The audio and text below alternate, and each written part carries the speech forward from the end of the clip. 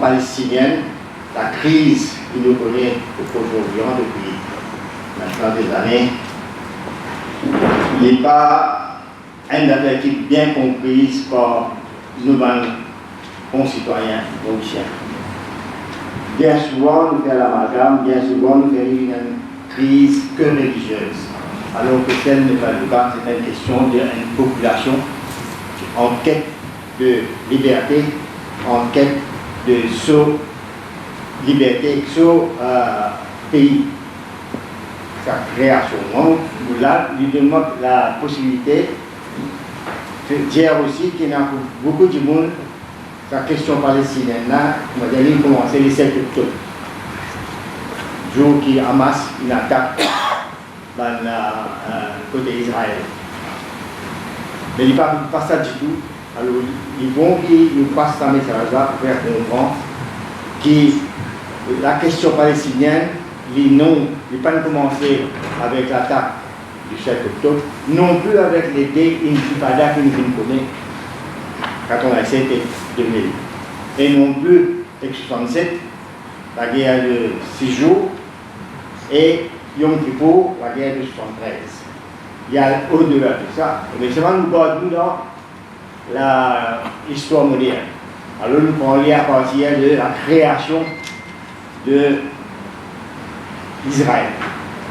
Création en 1947, quand les Nations Unies, après la Seconde Guerre mondiale, décident pour faire la partition de ce qu'on appelle Palestine. À l'époque, pour bien faire le rappel,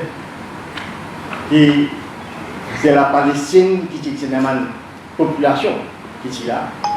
Donc, et ça les ramène tout de suite à la genèse moderne de toute la question. C'est qui peut sortir ça mal là. Pourquoi pour ça pour dire et pourquoi pour les îles pour dire tout en étant une diplomate de carrière qui malheureusement vous allez mettre ça dans la Grande-Bretagne. En 1917, je vous rappelle, quand la Grande-Bretagne capture donc ce qu'on appelle Palestine de l'Empire ottoman turc, il gagne un mandat pour gérer le territoire palestinien par la Ligue des Nations à l'époque. Et cette même année-là, 1917, elle a une fameuse déclaration que peut-être connaît, c'est la déclaration de Balfour.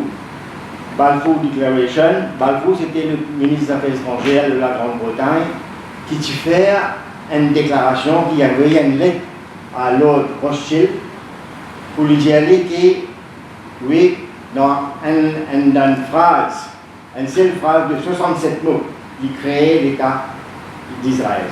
Il dit qu'Israël peut exister dans ce qu'on appelle le territoire palestinien. Donc, vous avez envie de là, non?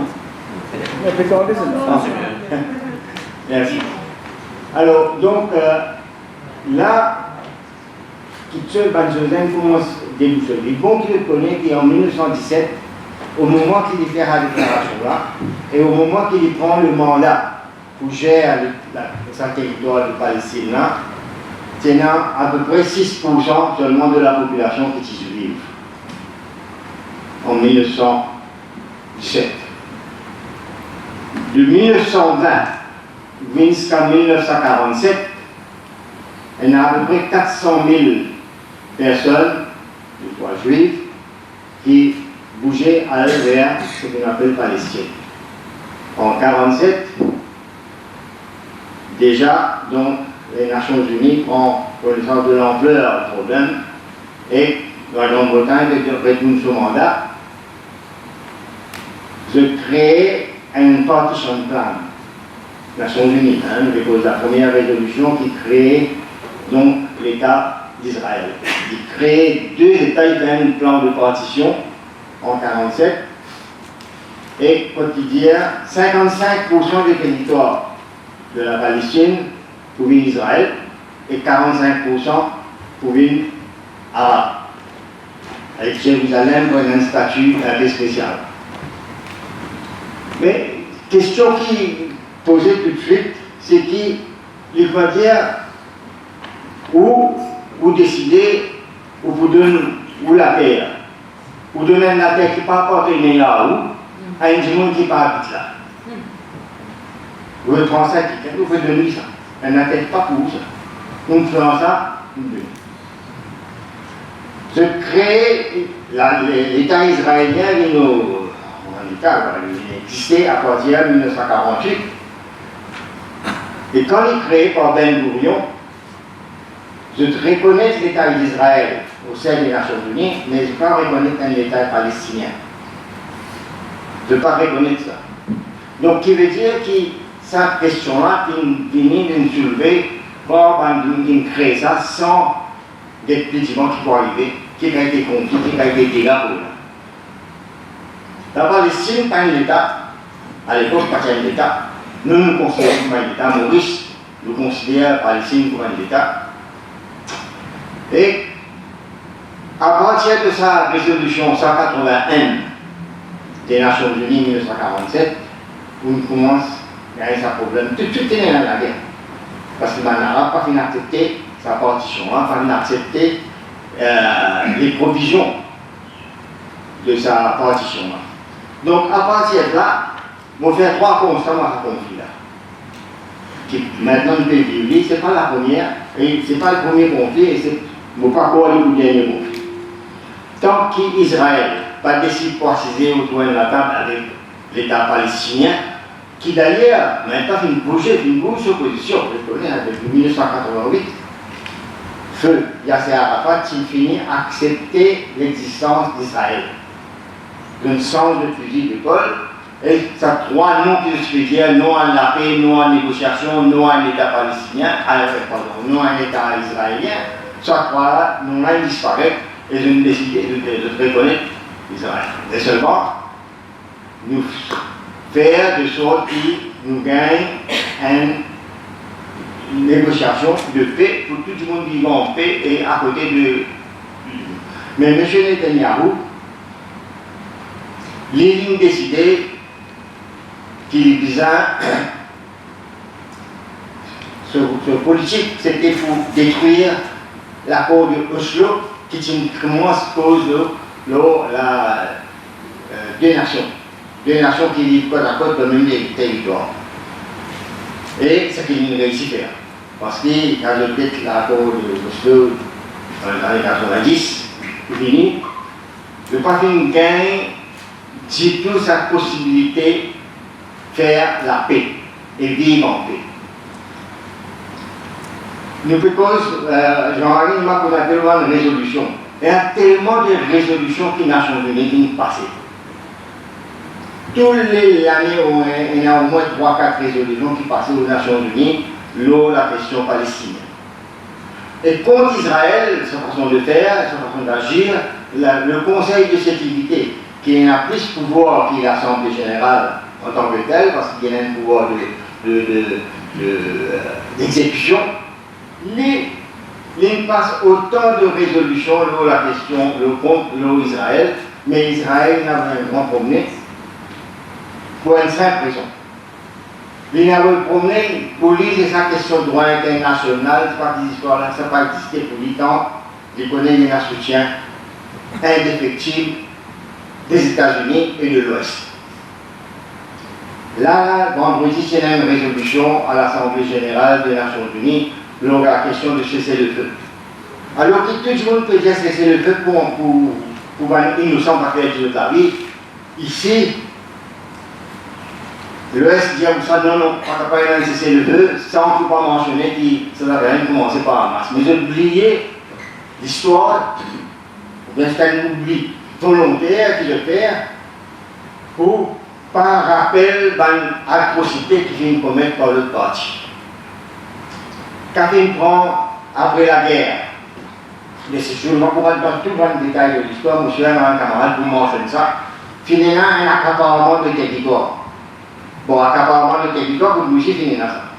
Et quand je mets la source là, nous, quand nous tenons à chaque sans couper la go, quand je mets la source là, c'est la même.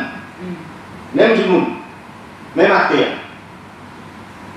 Finalement, une prise de position extrêmement hypocrite de la part de la communauté internationale. Nous ne pouvons pas faire Algérie parce que ça conflit-là qui amène ça constat là aussi.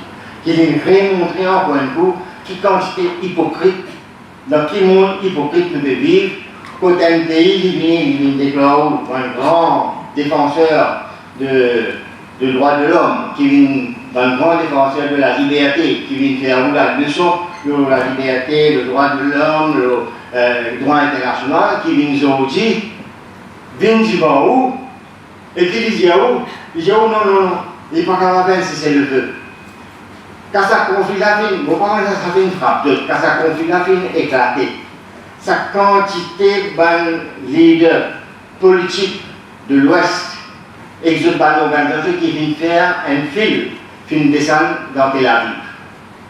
Il n'y a pas un qui a le langage, pour l'été, qui peut arriver. À tel point que Jordanie, qui fait appel à une réunion pour justement cause de la paix dans la sous-région, finissait annulée. Et M. Biden est retourné.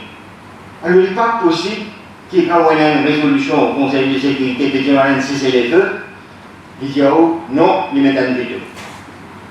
Alors, la résolution vient venir, alors qui amène-moi à croire, faire dire que les Nations Unies, ce n'est pas une question de crédibilité. Alors, une résolution qui fait encore finir c'est résolution 242, beaucoup de monde fait ça, 242, résolution 338 et résolution 1397. Ça, c'est une résolution phare. Résolution 1397 il amène la question de 2 nations pour la première fois aux Nations Unies. Mais ça aussi pas bien accepté. Et la solution, c'est effectivement la paix autour de sa concept, de sa notion de 2 États. Nous ne connaissons pas mon gain de droit à l'envoi du pays, dans ma vie, ou bien nous raccourcir, c'est seulement pour dire qu'il y a les Nations Unies, qu'il y a le Conseil de sécurité, qu'il y a l'Assemblée générale des Nations Unies. Tout ça va une résolution qui passe là, vraiment, comme on va dire, c'est l'oppression de la Maurice. Israël, il promet. Si c'est un autre pays, il y a beaucoup de pression pour ce pays-là pour accepter le droit international puis bafoué. Mais ici, c'est une question de droit international.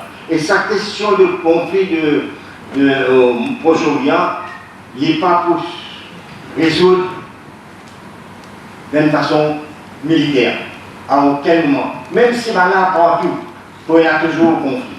Parce que quand on fait ça, on rentre dans la case du monde, on met vidéo, on prend sur la case par force, évidemment, on a une répercussion. Et cette répercussion, il faut continuer. Vous risquez toujours des situations de guérilla warfare pendant des années et des années. Alors, secrétaire général des Nations Unies, il continue à faire appel, l'année après l'année, résolution après résolution, continue à faire appel pour la paix, etc., pour assister, nous l'étiqueter là, mais aussi longtemps que les États-Unis d'Amérique, l'Europe en partie, pas pour mettre pression sur Israël, pour assister et pour commencer à accepter une résolution qui passait au plus haut niveau aux Nations Unies, non, il n'est pas pour bouger.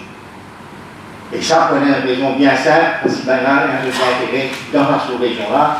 Il m'a dit à Israël, on prend un fusil de bataille, on met dans cette école, au petit dans la sous-région. Et où assister dans la case, autant de kilomètres de l'autre côté de l'autre. Bon, arrêtez là pour l'instant, merci beaucoup.